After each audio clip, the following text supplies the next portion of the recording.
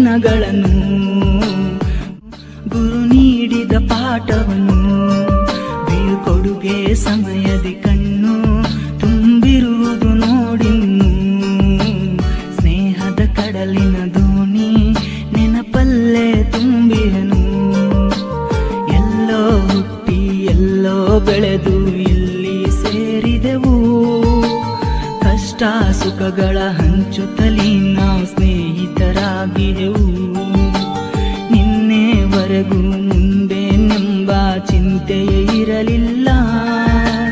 ನಾಳೆಗಳಿಂದ ಕ್ಲಾಸುಗಳಿಲ್ಲದ ಯೋಚನೆ ಬಿಡುತ್ತಿಲ್ಲ. 1000 ಜನ್ಮಕ್ಕೂ ಕೂಡ ಈ ಕಾಲೇಜೇ ಇರಲಿ.